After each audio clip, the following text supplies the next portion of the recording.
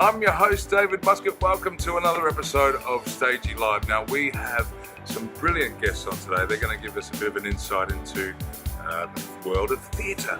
Let's have a look at some of their names.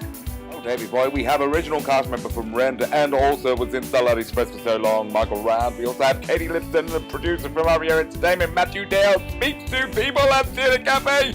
And don't forget our Stagey Challenge hosted by Sam and Ray-Harvey, Molly Roberts. Now it's time for the first interview. Please welcome Mykal Rand. What do you think of our set at the moment? It's great, man. I'm liking this little rock here. Yeah, that's courtesy of Aladdin 1923. That's actually the magic carpet that he rode in on. Really, it's not going to lift me up and take me away, is it? And I don't know if you would have seen this sort of backdrop before, but maybe when you're in school and you got your photos done at school. Yeah. Yeah, it's probably quite similar. For all of our viewers out there who haven't had the pleasure of seeing it before, give us a little bit of background about how you got into the industry, how it all happened. I grew up in Brighton with an English family. I was fostered, and they were all ice skaters. So from the age of 4, I was having ice skating lessons, which was pretty amazing actually. Yeah, of course. And from ice skating, I kind of got the performing kind of bug, and there was a girl at my infant school who used to go to dance class, and she used to teach us dance routines in the playground at playtime. And so I went home one day and I just said, I want to go to dance classes. And they were like, yeah, okay, fine. So I started dancing when I was 5. Yeah. And then it just kind of naturally progressed. I was doing it all the time, doing competitions and things like that. And so when I was 17, I auditioned for Starlight, and that was it. That was it. Yeah. Now you spent a long time, I think, did you go into Starlight in 87? Yes. Is that about right? And how many years did you spend on the show? A lot. A lot. A lot. Different variations. Like did the Japan tour. Yeah. Did New Zealand and Australia. Did Germany. So I got to travel around, do different parts in the show and things like that. And I went on to choreograph with Arlene Phillips and resident direct and things like that. So it was good. It was a great learning ground for me. You spent so much time on the show, and you would have seen it develop from where it was when you first probably came into it to where it sort of ended up. What were some of the major transitions that you saw with it? The first major transition I saw was from like the original choreography. The first time they went to Japan and Australia, they updated all the show, changed all the costumes and things like that. And so we were like rehearsing one show in the daytime and doing one show at night, and and trying to put all this stuff into the show, and it was a real change. It was quite amazing actually to see it grow so rapidly, and it really did work well. And what was one of your, was there any funny moments on the skates or anything like that? Did anything go wrong? There's always something that goes wrong on skates. Yeah, I mean, a few times we fall over and things like that, which is pretty embarrassing. But you just bounce back up again, and pretend like nothing's happened, kind of thing. But yeah, there are. It's quite because it's so fast. Yeah. There's a few crashes and things like that, which also brings the audience back to like, oh my gosh, they actually are on skates, because they kind of forget after a while because everyone's moving around so nimbly on their feet, and it doesn't register sometimes, after a while. So when people fall over, it's quite interesting. And I mean, what other shows do you think would work on skates? Because I know that we've had Starlight. But it hasn't really taken off other than that. Do you think like Annie would work on skates? You could always put a character on skates in some shape or form, I think. 42nd Street on skates. 42nd Street would be interesting. Gene Kelly did tap on skates. So there you go. So yeah. and obviously you were part of the Starlight family for a while, and one of the next shows that you moved on to, I believe, it was Red. Yes. And how was that? That would have been. That was incredible. Yeah. I saw the original cast on Broadway and just fell in love with the show. It was incredible. And the sad story about Jonathan dying just before it opened on Broadway was kind of brought a certain spirit into the show when it came to London as well, because that was a big part of the whole rehearsal process, is just respecting him and his friends. We met a lot of his friends, we met his father, and just being part of an original production that was so well loved. was incredible. It was a life-changing experience, really. Yeah, it would be a wonderful experience. What? How long did you spend on that show?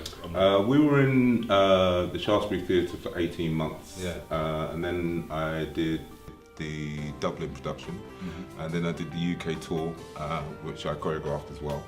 And then it came into the Prince of Wales Theatre. We were there for a few months, so yeah, I spent quite a little while on it. And I just did the recent 20th anniversary concert tour. Yeah. Was that good fun? Did you get to catch up with a lot of the old mates? It was a different cast, yeah. But it was great fun. It was lovely to go back to that material. Yeah. It's such a special piece. You know, at the end of the first show, I literally just broke down and cried because it was just so amazing to be back on the show again. Yeah. And what inspired you to actually, to get involved in this industry to begin with?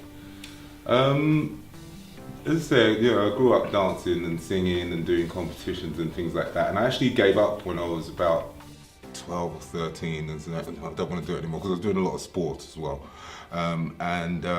I was concentrating on the rugby and athletics. And then my sister used to perform as well. And I went to see her school show.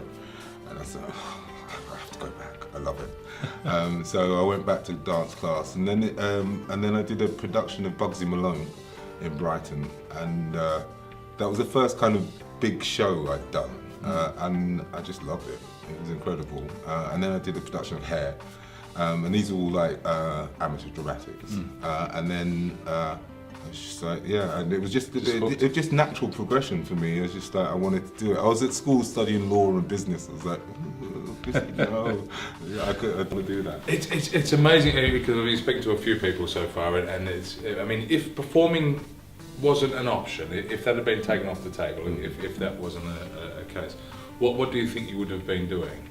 I would probably have carried on doing my studies of law and business. I object! You're fired. You were probably easily one of the most fittest men going around in the West End. Thank you very much. Both attractively and probably, physically. What's your regime like? Have you been doing it for some time now, or is it? Because I used to play rugby and run the 100, 200 and 400 metres. Really? For Brighton and home. And so athletic, that kind of gym mentality has always been in me. Yeah. Started really getting to the gym when I was about 24. And it's been on and off, but it's the last 5 years that I've really been knuckled down and like, right, I'm not getting any younger, I want to do the maintenance now so I don't have to do it later, kind of thing.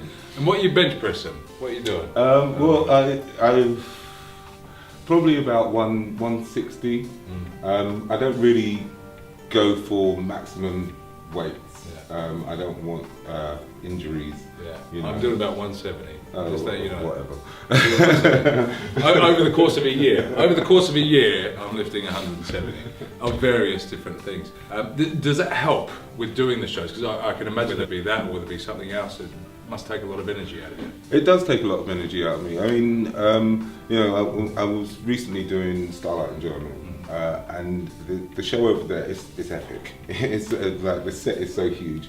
And we're racing around and everything, so being fit really does help. There are parts that it works for, and I'm sure there's some things that it works against for, where they don't want such a big guy.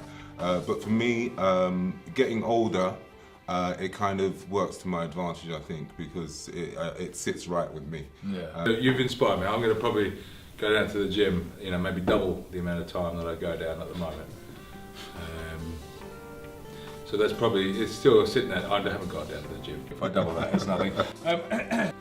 One of the last things that we have a chat about is some advice for people that might be either, maybe a little bit younger than us, not too much because we're quite young, but people that are aspiring to be performers, or maybe even people that are working in the industry or wanting to work in the industry. What piece of advice would you give someone who's wanting to get into the business?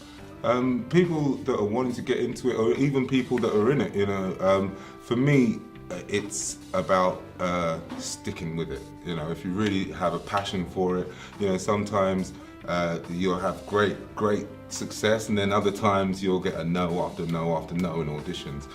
You can't get down about it. You just have to carry on and stick with it, because you'll get there. Brilliant. We ask some of our performers to do a go-to audition piece. Something that, you know, if you get caught in at the last second, what do you usually pull out of the bag? So what piece do you usually go for? I usually go for I'll Cover You Reprise from Rent, because I love singing it. It's a great song, and it kind of shows off a lot of my range as well. So. Fantastic. So in a moment, Michael's going to give us his rendition of I'll Cover You. Thanks for coming on, mate. No problem. Pleasure having you. Thanks for having me. Yeah, we look forward to your little performance. Brilliant. That was Mykal Rand. Now let's have a look at his audition song. In my house, I'll be your shelter. Just pay me back with 1,000 kisses. Be my lover, and I'll cover you, yeah. Open your door, I'll be your tenant. Don't got much baggage to lay at your feet, but sweet kisses I've got to spare. I'll be there and I'll cover you.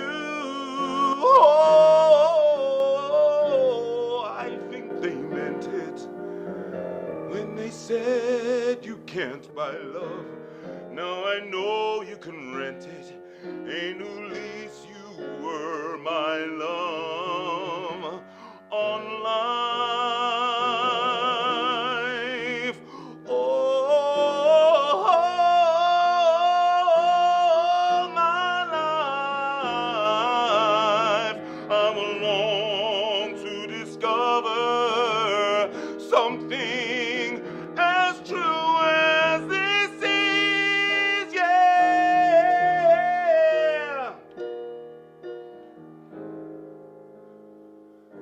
If you're cold and you're lonely,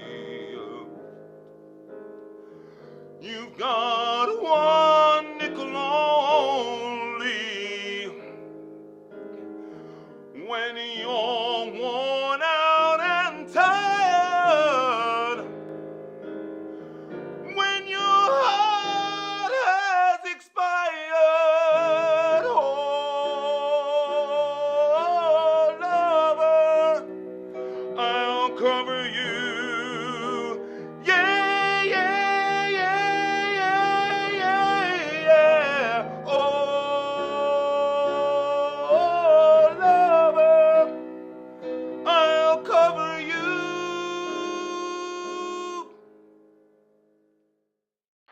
Our very own Matthew Dale took time out of half a sixpence, which he's currently performing in, to speak to some people at Theatre Cafe. Hi guys, it's Matty Dale here at the Theatre Cafe on Shaftesbury Avenue, and I'm joined here today by Ryan Woods. Hiya. Hey Ryan, how are you doing? Yeah, good, thank you. Just a bit about your involvement really with the Theatre Cafe and how it started.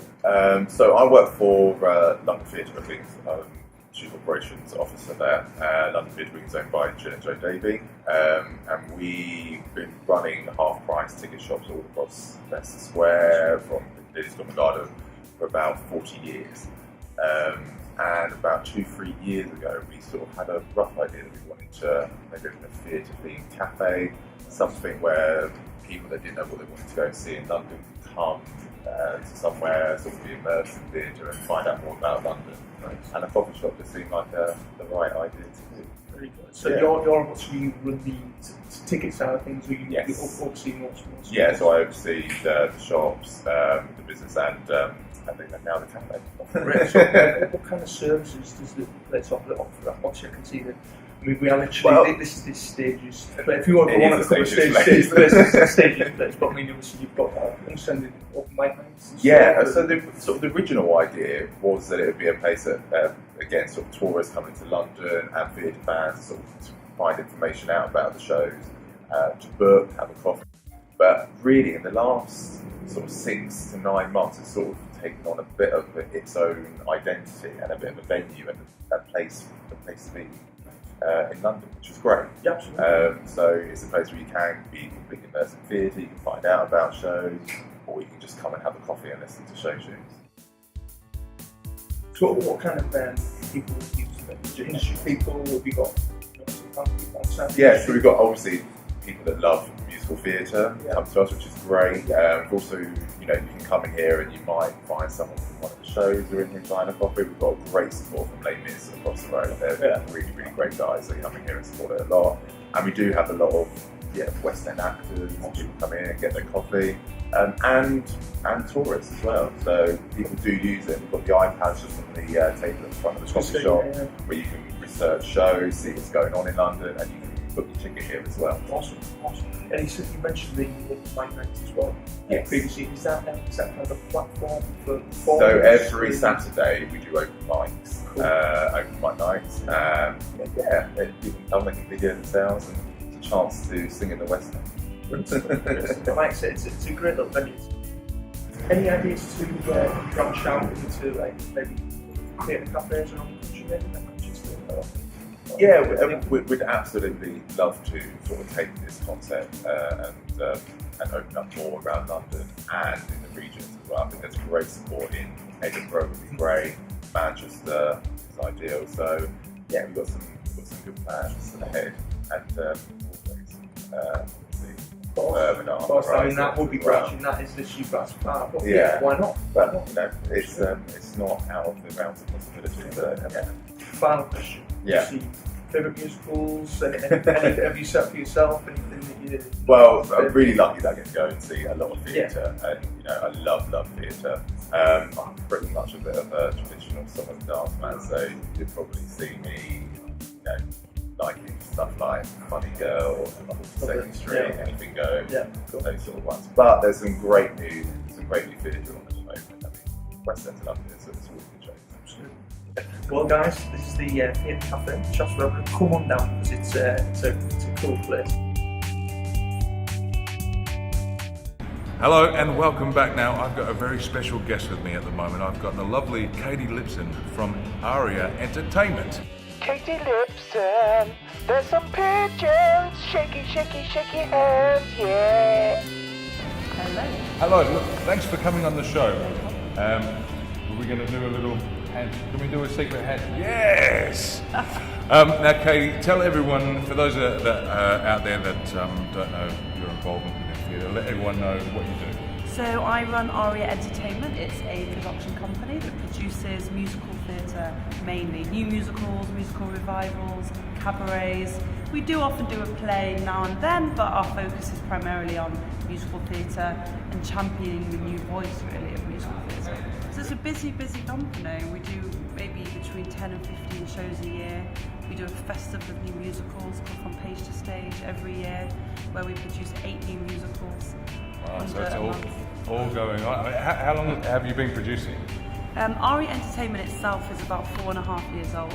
Before that, I ran another company, which was a smaller company, which sort of did concerts of new musicals, and I was actually a musical director. So as well as produce the show, I sat at the piano, I taught all the singing, I played every show, I conducted the band, and that was sort of 3 years old. Yeah. And that brought me to producing and made me learn about it and decide that, oh my gosh, that is what I'm meant to do.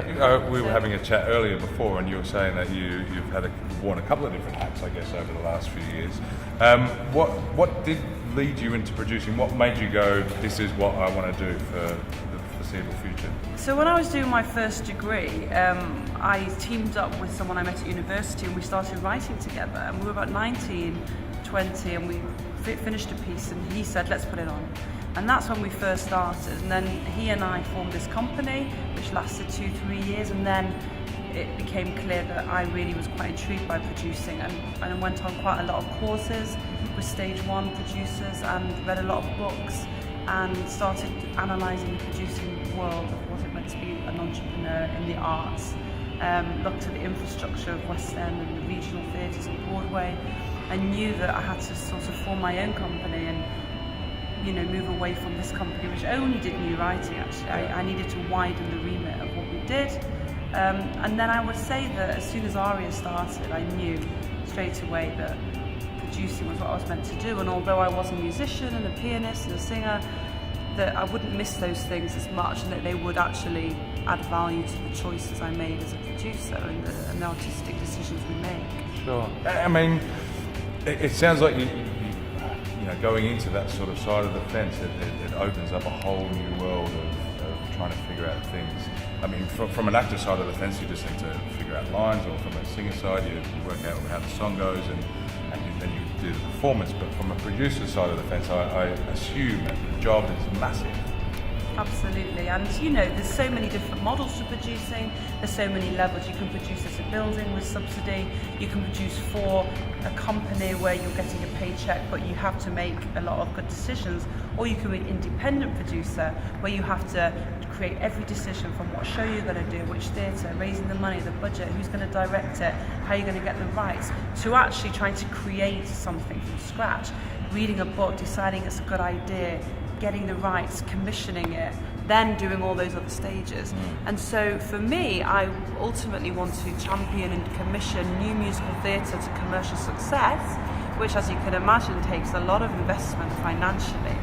So you build those relationships with investors over many years, and you aim to bring them into your company to seed fund the development of new product, and you can only find them by having a track record, which means you have to build a portfolio of good work, which is what I've been trying to do since 2012, and now I'm starting to transition into a bit more of a, you know, creative role in sort of, you know, developing my own work. Yeah. What do you find more enjoyable? Putting something on that's already established, or either whether it be from book or from everyone just knows it is a brilliant show, or do you prefer creating something yourself? I absolutely prefer doing a premiere. You know, I've done probably 8 or 9 original musicals. I've done these festivals of new musicals from page to stage, and when I have done a revival, it hasn't been done for a long time. Like, we did Edwin Drood, we did The Secret Garden, we did Rags, the musical, and Toxic Avenger was a European premiere. So we like to do something for the first time. That's very important, because, you know, there are some shows on your bucket list. Every producer must have, you know, 5 to 10, and I have a few. But what's your number one bucket list show? One day I would like to do Fiddler on the Roof. Really? Yes, great musical. Yeah. Very personal. You know, I can connect with it. I just think it's a great show. Ultimately, as a producer, I don't see myself as someone that just goes through the canon and picks shows to bring back to London. I see my job as much larger than that. I want to add to the canon. I want to, you know, help develop the appetite for musicals in London and the UK, and champion what a musical can be. Yeah. Ultimately. I mean, it's a very good theory to have. You know, I guess from one side of the fence, it's quite easy to sit back and think that perhaps people are just putting on shows just because they're bums on seat shows or anything like that. But it's refreshing to have a producer, I guess, who is also wanting to add to the industry as well. What sort of advice would you be able to give to some of our viewers if they wanted to go down a similar sort of path? You've got to have a vision and a passion. I mean, these shows are like children. You have to give them everything. You have to. It takes over you. You know, you want to give that show everything you possibly can, but you've got to be smart about it too, because it is a financial model. At the end of the day, it's a business. So you've got to sort of start to decide what your artistic taste is, and how, you know, and what shows, you know, you like, and what shows you want to create. And most importantly, you need to network. You need to know your craft. You need to know the business. You need to know, you know, what theatres you could put that show on in, and you need to start building those relationships and asking, and not being afraid to ask for help and advice. for anyone who wants to catch an Aria Entertainment show, where can they get information about that? So on my website, which is aria-entertainment.com, that's ARIA, you can see the history of all my shows on a current tab and upcoming and old productions. And you can email me at Katy, K-A-T-Y, at aria-entertainment.com. Brilliant. You got all the words out and all the letters out correctly. I did. Fantastic. High five. Well, a massive thank you for coming on to the show. Everyone, put your hands together for Katy Lipson.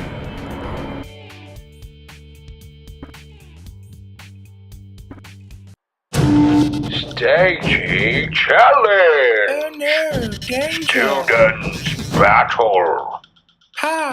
Ouch! Boom boom wee! Pop! Lip shit! Let the challenge begin! Stagey Vegemite challenge! So, the Vegemite challenge. There'll be 2 contestants. Each contestant will take it in turn to eat as many spoonfuls of Vegemite in 30 seconds. The one who eats the most wins. Who is playing? Who is playing? Contestant is Abby. Hello, Abby. Who are you representing? I'm representing Central. Drama. Yes, Central. How are you feeling about today? Well, I've never tried Vegemite, so, new experience. How many spoonfuls do you reckon you're going to get in your mouth?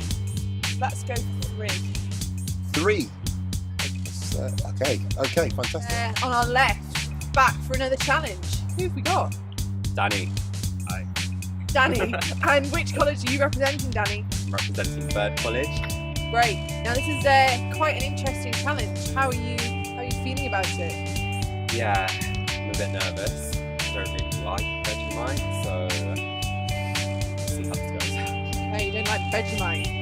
Okay. How many spoonfuls do you think you're going to be able to chow down? Still want to win, so I'm going to say 4. Fighting talk there, Abby. 4. Alright, well, let's get on with the challenge. Cue the dramatic music, it's player 1! Okay, Abby, so oh, she started. Let's go. Yep. That's mouthful number 1. Yep, it's strong. Keep going, Abby, come on. Nope, another one. You've still got 30 seconds. Yep, another one. Okay. That's sort of 1.5, I'd say. And another one. Can she get a 3rd mouthful of Vegemite in? 5 seconds. 4, 3, 2, 1. Are we clear? That was 3 mouthfuls. Congratulations, Abby. Good effort. Well done, Abby, you scored 3. Now it's time for player 2! So now we have Danny for the Vegemite challenge. Are you ready? yes. Okay. In 3, 2, 1, Vegemite. Taste that Vegemite. Yeah. I can't do it. You can. Just close your eyes. Think of chocolate.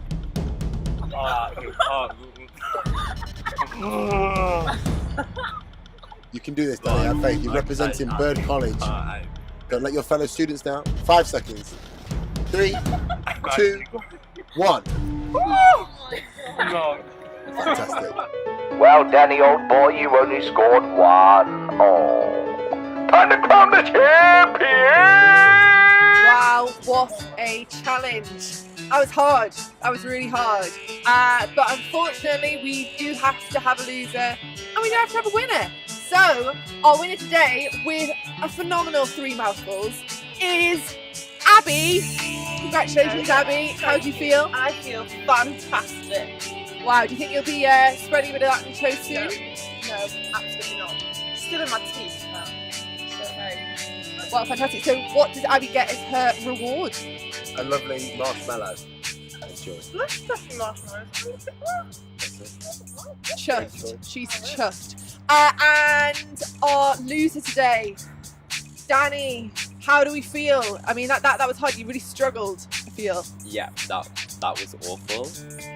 I don't ever want to see Vegemite in my life again. How did it feel when you had to take that spoonful? Like, I hated myself. Wow. Vegemite can do that. It can make you hate yourself. Okay. So, what do we get as the loser prize? A lovely lemon. A lemon, but possibly better than Vegemite. So, much better. Enjoy. Off you go. Well done, Danny. Well, that's it for this week's challenges. We will see you again very soon. Well, that's another episode of Stagey Live done. Thank you very much for tuning in. It's been a wonderful show, and a big thank you to all the people that took part, especially our guests. Now, main thing to consider when we get to the end of these shows is to keep your support going by following us on Twitter @Stagey Live. A big shout out to everyone who's coming up in the next episodes. It's going to be a cracker. Make sure you tune in for that. But what I want to leave you with is a bit of advice from an acting coach of mine who told me when it comes to acting,